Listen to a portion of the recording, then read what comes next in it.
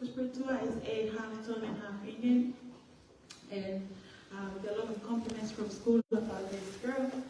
We can't wait to hear that message that Kushprit is going to share with us.